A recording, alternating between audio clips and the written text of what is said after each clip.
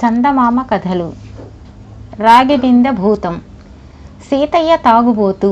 ఉన్న పొలం ఇల్లు అమ్మేశాడు. సరైన వైద్యం లేక భార్య చనిపోయింది. ఉన్న ఒక్కగానొక్క కొడుకు రాజయ్యను చలపతికి బానిసగా అమ్మేశాడు.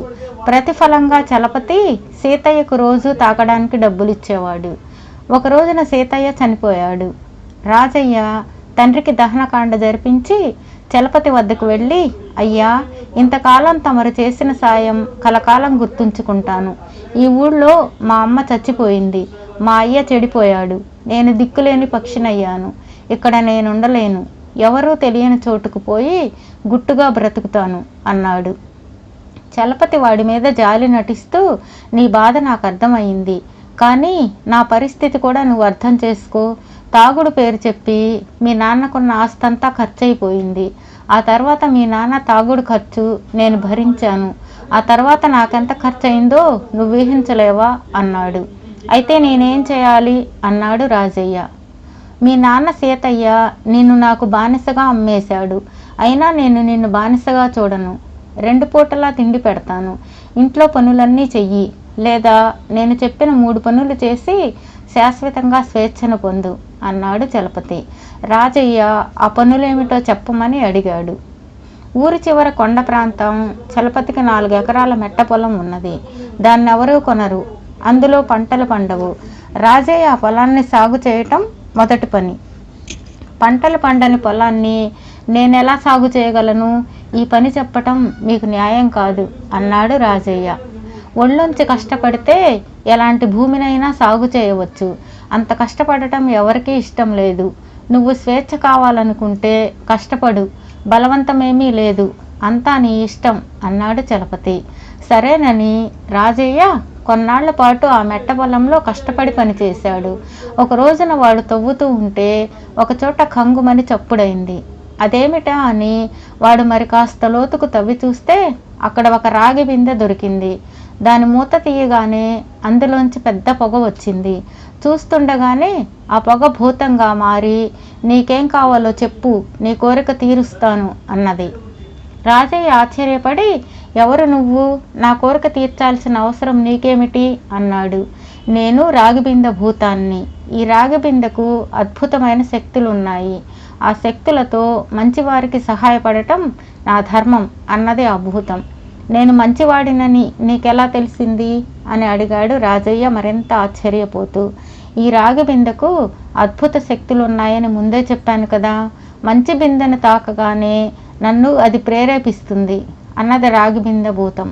అసలు నీవి రాగి బిందెలో ఎలా ప్రవేశించావు అని అడిగాడు రాజయ్య. ఆ గొడవంతా నీకెందుకు, నువ్వు చక్కగా నా సాయం పొంది సుఖపడవచ్చు కదా అన్నది రాగి బిందె భూతం. రాజయ్య ఒక్క క్షణం ఆలోచించి, అయితే విను, నేనొక బానిసను. స్వేచ్ఛను పొందాలని అష్ట కష్టాలు పడుతున్నాను. నీవి రాగబిందెకు బానిసవని నాకు అనుమానంగా ఉంది. నా కష్టాలు తీర్చడానికి మరొక బానిసను కష్టపెట్టడం నాకేమాత్రం ఇష్టం లేదు అన్నాడు రాజయ్య. నువ్వు నిజంగా చాలా మంచివాడివి. నీకు నా కథ చెబుతాను విను అంటూ భూతం చెప్పడం మొదలుపెట్టింది. ఒకప్పుడు శీతలపురంలో దుర్జయుడనే వ్యాపారి ఉండేవాడు. వాడు పరమ దుష్టుడు, స్వార్థపరుడు. అన్నదమ్ముల ఆస్తులన్నీ కాజేసి వాళ్లను ఇంట్లో నుంచి తరిమేశాడు. నమ్మిన ప్రాణ స్నేహితుడు గోపీనాథుణ్ణి కూడా దారుణంగా మోసం చేసి కట్టుబట్టలతో సాగనంపారు.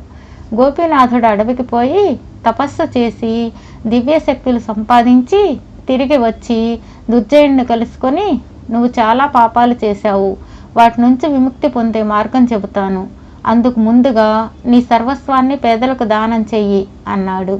దుర్జయుడు సరేనని గోపీనాథుడికి చెప్పాడు. వాడు తన ఆస్తిపాస్తులన్నీ అందరికీ దానం చేసి వాళ్ళు మళ్ళీ తనకు తిరిగిచ్చే విధంగా రహస్య ఒప్పందం చేసుకున్నాడు. గోపీనాథుడు దుర్జయుడి ముందు ఒక రాగి బిందె ఉంచి, దీనికి అద్భుత శక్తులు ఉన్నాయి. మంచి మనసుతో దీన్ని తాకితే నీ పాపాలన్నీ హరించుకుపోతాయి. అప్పుడు మనమిద్దరం అడవికి వెళ్ళి మిగిలిన జీవిత కాలాన్ని గడుపుదాం అన్నాడు. దుర్జయుడు ఆ బిందెకున్న అద్భుత శక్తులేమిటో అడిగి తెలుసుకొని, నేను అడవికి రాను, ఈ బిందెను నాకు అప్పగించి వెళ్ళు అన్నాడు. ఇందుకు గోపీనాథుడు ఒప్పుకోలేదు. దుర్జయుడు ఆ బిందెను బలవంతంగా తీసుకోబోయాడు. అంతే వాడొక భూతంగా మారిపోయి బిందెలోకి వెళ్ళిపోయాడు. గోపీనాథుడు నిట్టూర్చి, స్నేహితుడు కదా అని సాయపడాలనుకున్నాను. నీకింకా విముక్తి కలిగే యోగం కలగలేదు. ప్రస్తుతానికి నిన్ను భూస్థాపితం చేస్తాను. నీలో మంచి బుద్ధి పుట్టేనాటికి నీకు ఒక మంచివాడు తటస్థపడతాడు. వాడికి సాయపడు. నీ పాపాలు తొలగి నీకు మోక్షం లభించవచ్చు అన్నాడు. ఆ విధంగా రాగిబిందెతో సహా భూస్థాపితమైన దుర్జయుడు ఎన్నో ఏళ్లుగా గోపీనాథుడికి శాపనార్థాలు పెడుతూనే ఉన్నాడు. ఇదంతా జరిగి 100 ఏళ్లకు పైగా అయిందేమో. ఈ మధ్యనే వాడిలో పశ్చాత్తాపం బయలుదేరింది. మంచి వాళ్లకు సాయపడాలన్న కోరిక పుట్టింది. అయితే నీ పేరు దుర్జయుడన్నమాట. నా కథ కూడా విను అంటూ రాజయ్య భూతానికి తన కథ చెప్పాడు.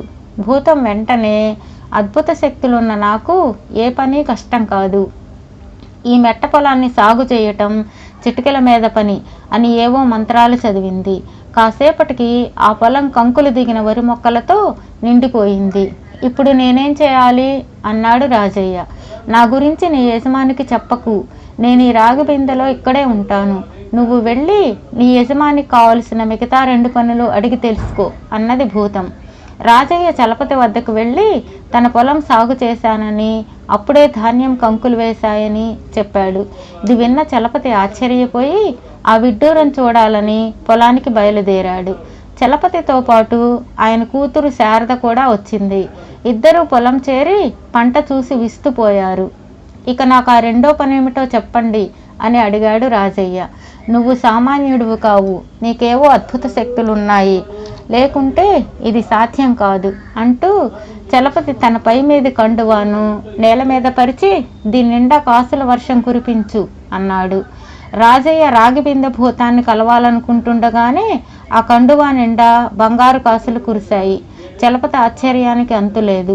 ఇక నీ 3వ పని చెప్పండి అన్నాడు రాజయ్య. చలపతి ఏదో అనేలోగా శారద చటుక్కున నువ్వు నన్ను పెళ్లి చేసుకో అని అడిగింది. అందుకు నేను సిద్ధమే, కానీ ముందు నాకు స్వేచ్ఛ కావాలి అంటూ రాజయ్య చలపతి వంక చూశాడు. చలపతి వాడి వంక తీవ్రంగా చూసి, ఏవో 4 గారడి చిట్కాలు నేర్చినంత మాత్రాన నాకు అల్లుడివి కావాలనుకుంటున్నావా? మర్చిపోకు, నువ్వు నాకు బానిసవు. అభం శుభం తెలియని నా కూతురు మాటలు లెక్కలోకి రావు. నువ్వు చేయాల్సిన 3వ పని నేనే చెప్పాలి అన్నాడు. సరే, తమరే చెప్పండి అన్నాడు రాజయ్య నెమ్మదిగా. నన్ను కలకాలం ఇదే విధంగా సేవించుకోగలిగే బానిస నాకు కావాలి. అది నువ్వైనా సరే, లేక అలాంటి బానిసను వేరెవరినైనా ఏర్పాటు చేసినా సరే అన్నాడు చలపతి వెంటనే. ఆ మాటలు వింటూనే చలపతి చాలా జిత్తులు మారి అని, తనకిక బానిసత్వం నుంచి విముక్తి లేదని రాజయ్య అనుకొని నిరాశపడిపోయాడు. అయితే అంతలో వాడి బుర్రలో ఏదో తళుక్కున మెరిసింది. వాడు చలపతితో, అయ్యా, మీకు ఒక బానిస కావాలి. మీకు ప్రాణమున్న ఈ చలపతి శరీరానికి, అంతే కదూ అన్నాడు. అవును అన్నాడు చలపతి. అలాగే జరుగుతుంది. మీకు వేరే బానిసను ఏర్పాటు చేస్తే నాకు స్వేచ్ఛనివ్వాలి. శారదను నాకిచ్చి పెళ్లి చేయాలి, సరేనా అని అడిగాడు రాజయ్య. సరే అన్నాడు చలపతి. అప్పుడే తనకు వాడితో పెళ్లి కుదిరిపోయినట్లుగా సిగ్గుపడి శారద అక్కడి నుంచి ఇంటికి పారిపోయింది. రాజయ్య చలపతితో, తమరు ఒక క్షణం ఆగండి, నేను బానిసను ఏర్పాటు చేస్తాను అన్నాడు. చలపతి అక్కడే కూర్చొని వానగా కురిసిన బంగారు కాసులు లెక్క పెట్టుకోసాగాడు. రాజయ్య రాగిబిందె భూతం వద్దకు వెళ్ళి జరిగింది చెప్పి, చలపతి పరమ ధూర్తుడు, ఆయనకు మనిషిగా బ్రతికే అధికారం లేదు. నువ్వు ఒకప్పటి చెడ్డ గుణాలు విడిచిపెట్టి మంచివాడివి అయ్యావు. ఇప్పుడు మీరిద్దరు స్థానాలు మారండి.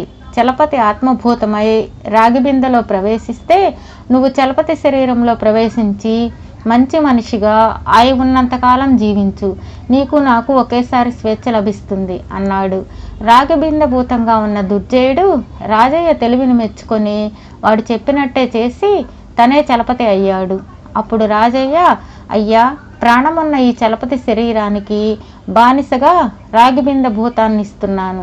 నేను చలపతి చెప్పిన 3వ పని చేసినట్టేగా, ఇక నాకు స్వేచ్ఛనివ్వండి అన్నాడు. అప్పటి చలపతి ఆత్మ భూతమై రాగిబిందెలో చేరి బయటకు రాలేక లబోదిబోమంటున్నది. చలపతి రూపంలో ఉన్న దుర్జయుడు ఆయనకు జరిగిందంతా చెప్పి, స్వార్థం మితిమీరితే ఎవరు తీసుకున్న గోతిలో వారే పడతారు. నీకు బానిస కావాలనుకుని నువ్వే బానిసవయ్యావు. అయితే నీ వంటి బానిసతో నాకేమీ పని లేదు.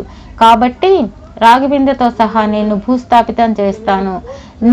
నా వంటి వాళ్లను సన్మార్గులుగా మార్చడంలో ఈ ప్రపంచానికి ఉడతా భక్తి సాయం చేయాలనే గోపీనాథుడి రాగిబిందెను సృష్టించాడు.